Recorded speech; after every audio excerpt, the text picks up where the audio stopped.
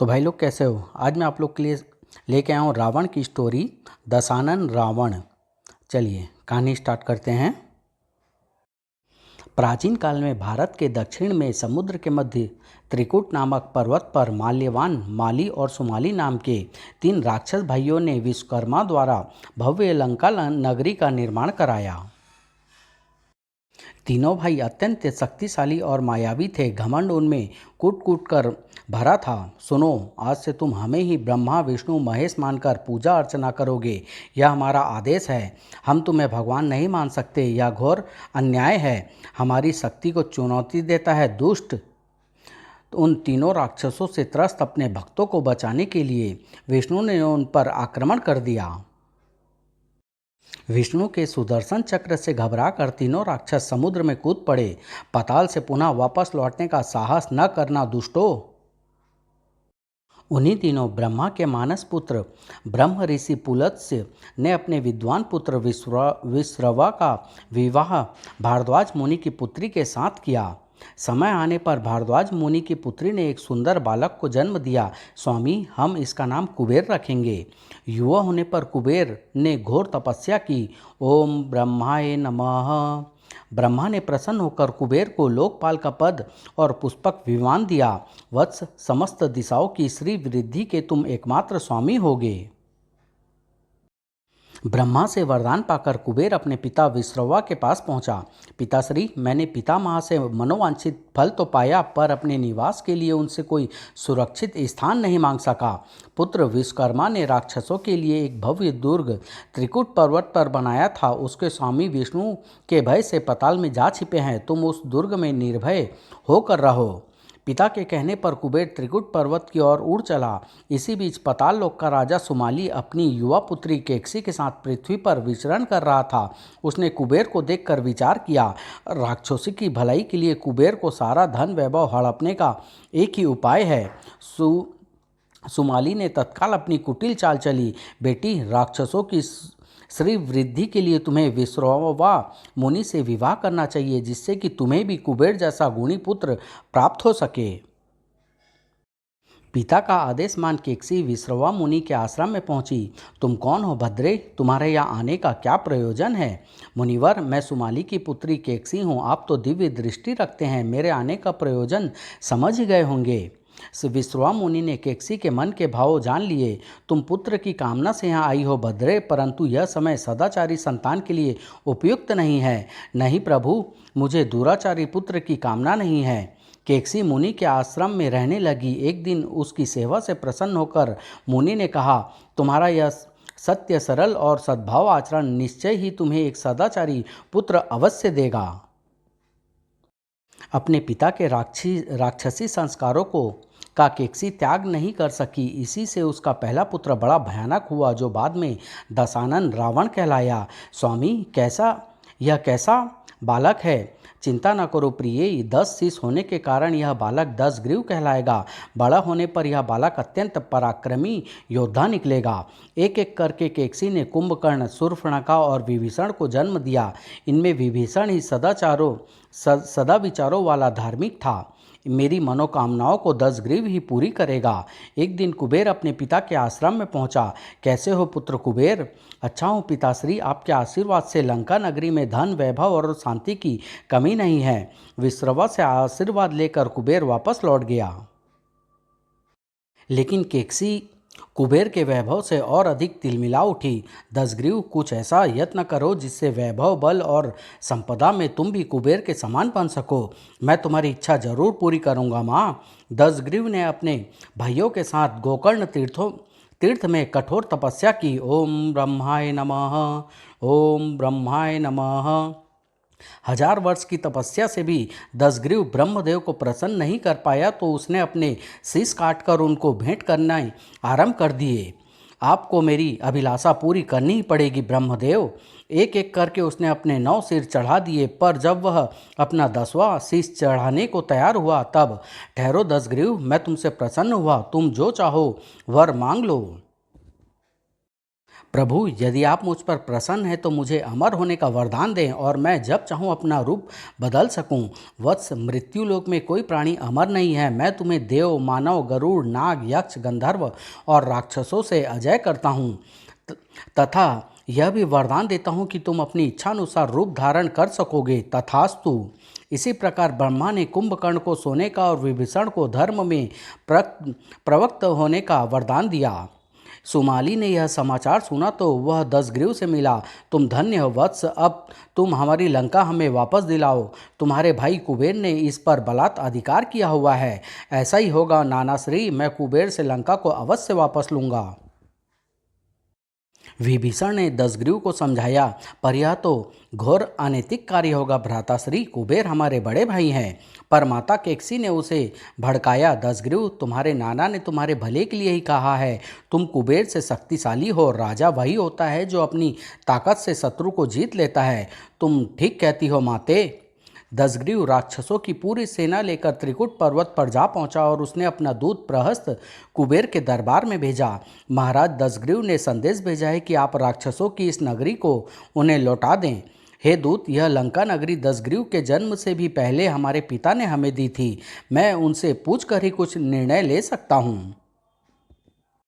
पिता के आश्रम में पहुंच कुबेर ने उन्हें स्थिति से अवगत कराया। वत्स, विवेकहीन और अहंकारी व्यक्ति से उलझना उचित नहीं है। तुम कैलाश पर मंदाकिनी के किनारे अपनी अलकापुरी बसा लो। जो आज्ञा पिताश्री। कुबेर अपने परिवार के साथ लंका छोड़कर चला गया। सुमाली ने तत्काल दसग्रीव का राज तिलक कर दिया। पुत्र, आज तुमने राक्षसों को उनका खोया हुआ सम्मान पुनः दिलाया है। दिग्विजयी बनो। लंकापति बनने के बाद दसग्रीव एक दिन आखेट खेलने वन में गया। वहां अपने साथियों से भटक कर वह एक सुंदर सरोवर के निकट पहुंचा। इस निर्जन वन में यह सुंदरी कौन है? परिचय जानने के उद्देश्य से जैसे ही वह रूपसी स्त्री के समीप पहुंचा, कौन हो तुम? मैं मुनि विश्रवा का पुत्र लंकापति दसग्रीव हैं। आप कौन हैं? मैं दानव की पुत्री मंदोदरी हूँ। मेरे पिता यहीं वन में हैं। तभी मैं नामक दानव वहां आया। पुत्री, कौन है यह युवक और क्या चाहता है? मेरा नाम दसग्रीव है दानवराज। मैं विश्रवा मुनि का पुत्र हूँ। आपकी पुत्री मुझे भा गई है। मैं इससे विवाह करना चाहता हूँ। दसग्रीव की बात सुनकर क्रोध से फुंकार उठा दानव राज, मैं दसग्रीव, मेरी कन्या का पाणी ग्रहण कोई वीर पुरुष ही कर सकता है। यदि तुम्हारे अंदर शक्ति है तो मुझसे युद्ध करो। मुझे तुम्हारी चुनौती स्वीकार है दानवराज। दोनों के मध्य युद्ध छिड़ गया। दोनों अपनी अपनी श्रेष्ठता सिद्ध करने में लगे। दसग्रीव शत्रु को वार करने का एक ही मौका देता है दानवराज। मैं दानव अपने शत्रु को इस तरह हथेली से उछाल देता है दसग्रीव, पर दसग्रीव की टक्कर को तू नहीं झेल पाएगा दानव। आह नहीं, मेरे पिता को ना मारना। मैं तुमसे विवाह करने के लिए तैयार हूँ। दसग्रीव, तुम वास्तव में वीर हो। तुम्हें जमाता बनाकर मुझे बहुत खुशी होगी। मंदोदरी से विवाह करके लंकापति दसग्रीव और भी ज़्यादा उन्मादी हो उठा। खत्म कर दो इन्हें। नहीं, उठा लो, ले चलो इन सुंदरियों को। दसग्रीव के अत्याचारों का समाचार सुनकर कुबेर ने अपना दूत उनके पास भेजा। महाराज, आपके भाई कुबेर की इच्छा है कि आप अनैतिक कार्यों से अपना मुंह मोड़ लें और सन्मार्ग पर चलें। हरगिज नहीं, मैंने विश्व विजयी बनने का निश्चय किया हुआ है। मुझे किसी का भी परामर्श स्वीकार नहीं है। दूत के जाने के बाद भी दसग्रीव का क्रोध शांत नहीं हुआ। वह एक विशाल सेना लेकर कुबेर की अलकापुरी पर जा चढ़ा। प्रहस्त, सबसे पहले अलकापुरी पर धावा बोलो। मुझे कुबेर से उसका पुष्पक विमान प्राप्त करना है और उसके परामर्श का प्रतिकार भी देना है। अलकापुरी के बाहर कुबेर की विशाल सेना ने दसग्रीव की सेना का सामना किया। दोनों में भयानक युद्ध छिड़ गया। दसग्रीव, जो व्यक्ति अपने माता पिता, ब्राह्मण और ऋषि मुनियों का अपमान करता है वह अवश्य ही पाप का भागी होता है। मुझे उपदेश नहीं, सत्ता चाहिए। कुबेर, साहस है तो मुझसे युद्ध करो। दोनों के मध्य भयानक युद्ध छिड़ गया। कुबेर ने आग्नेयास्त्र फेंका। दसग्रीव ने तत्काल वरुणास्त्र से उसे निरस्त कर दिया।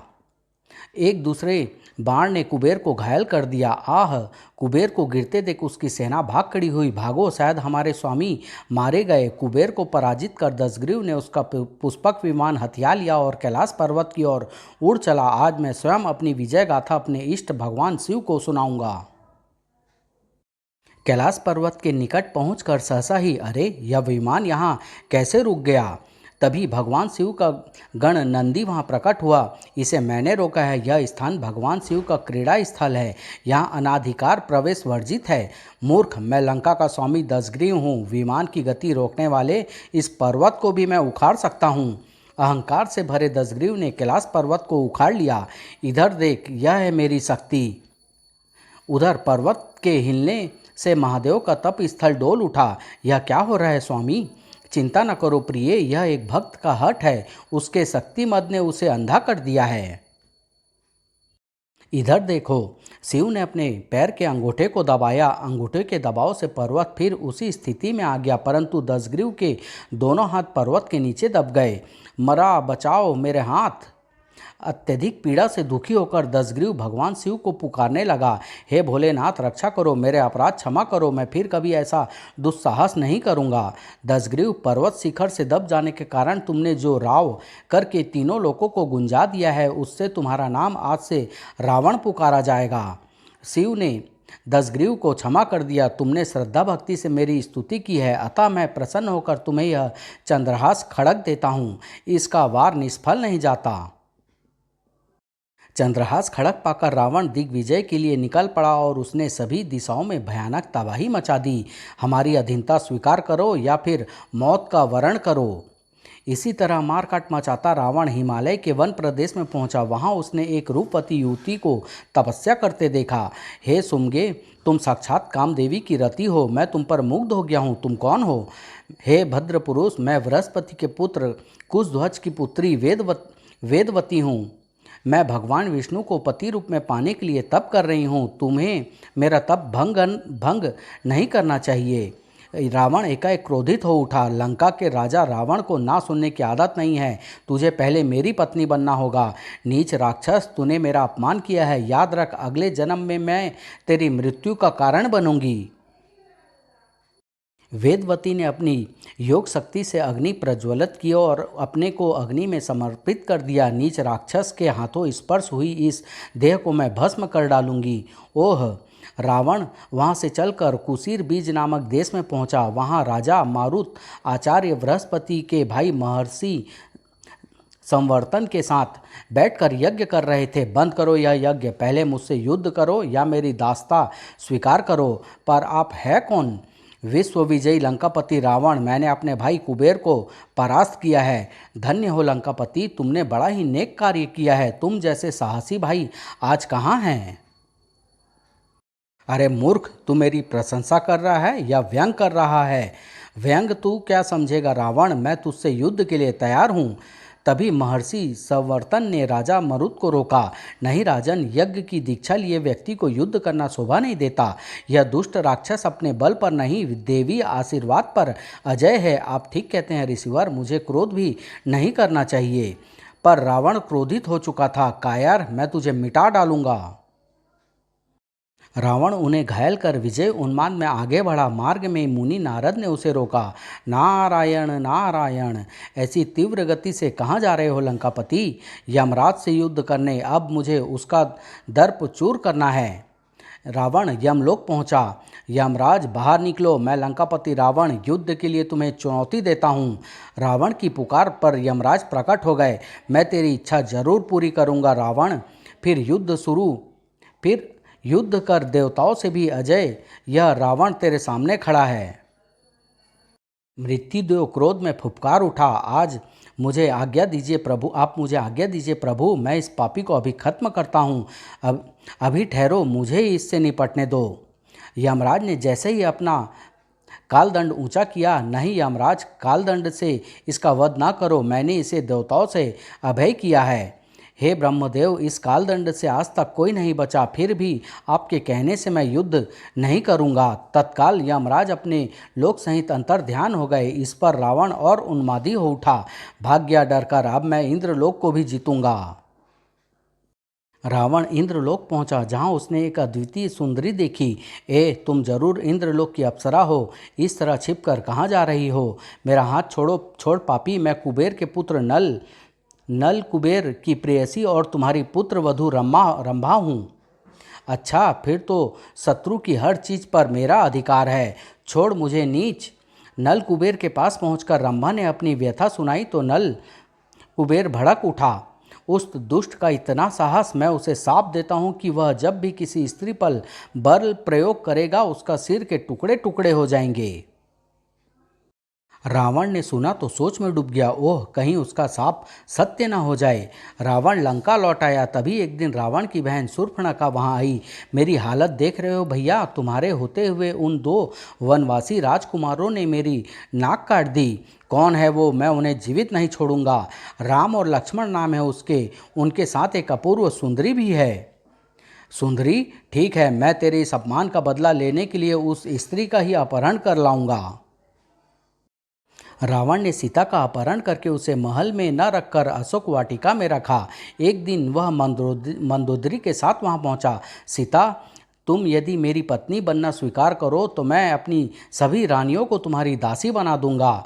नीच राक्षस, तू कालकूट विष को अमृत समझकर पीना चाहता है। पहचान, मैं तेरा काल हूँ। रावण का अतीत उसके सामने मूर्तिमान हो उठा। नीच राक्षस, तूने मेरा अपमान किया है। याद रख, अगले जन्म में मैं तेरी मृत्यु का कारण बनूंगी। नल कुबर का साप उसके कानों में गूंज उठा। दुष्ट रावण, जब भी किसी स्त्री पर तू बल प्रयोग करेगा तेरे सिर के टुकड़े टुकड़े हो जाएंगे। नहीं। मंदोदरी ने सीता को समझाया। देवी सीता, राक्षसों का स्वामी लंकापति रावण तुम्हारे सामने याचक बनकर आया है। इसे स्वीकार कर लो। नहीं, तुम कुछ मत कहो प्रिय, आओ यहाँ से चलें। रामदूत हनुमान सीता की खोज में लंका आए। तब रावण का पुत्र मेघनाथ उन्हें पकड़कर रावण के सामने लाया। दुष्ट रावण, यदि लंका और अपनी खैर चाहता है तो श्री राम की शरण में पहुँच जा। इस दुष्ट वानर की पूंछ में कपड़ा बांधकर आग लगा दो। लेकिन हनुमान ने अपनी पूंछ में लगी आग से सारी लंका ही जला डाली। बचाओ, बचाओ। लंका से सीता का समाचार पाने के बाद राम ने वानर सेना के साथ लंका पर चढ़ाई कर दी। एक एक करके रावण परिवार के कई वीर राक्षसों को यमलोक पहुंचाकर राम ने रावण को घेरा। तेरा काल अब निकट है पापी। रावण के सिर कटकर गिरते पर दूसरे ही क्षण फिर उछलकर उसकी गर्दन पर आ लगते। रावण अजय है। तब राम ने विभीषण से पूछा, यह कैसी माया है विभीषण? प्रभु, इसकी नाभि में अमृत कुंड है। बाण चलाकर उस कुंड को नष्ट कर दीजिए। रावण ने विभीषण की बात सुनी तो क्रोधित होकर बोला, कुलद्रोही, तू भाई होकर भी मेरा शत्रु है। मैं तुझे जीवित नहीं छोड़ूंगा। तभी राम का शक्ति बाण रावण की छाती में आ धंसा। विभीषण मेरी शरण में है दुष्ट। आह! अरे वनवासी, तेरे ये बाण मेरा कुछ नहीं बिगाड़ सकते। मैं लंकापति रावण अजय हूँ। रावण द्वारा छोड़ी शक्ति को राम ने रोका। दूसरी ओर हनुमान और लक्ष्मण रावण की सेना को गाजर मूली की तरह काट रहे थे। राम ने मंत्र संचित बाण धनुष पर चढ़ाया। मंत्र संचित बाण तीव्र गति से बढ़ा और सीधा रावण की नाभि में जा धंसा। आह! बाण की अग्नि से नाभि में रखा अमृत कुंड नष्ट हो गया और रावण की मृत्यु हो गई। राम ने पूरे राजकीय सम्मान के साथ रावण का अदाह संस्कार कराया और विभीषण को लंका का राजा घोषित कर दिया। लंकापति विभीषण की जय जय जय। समाप्त।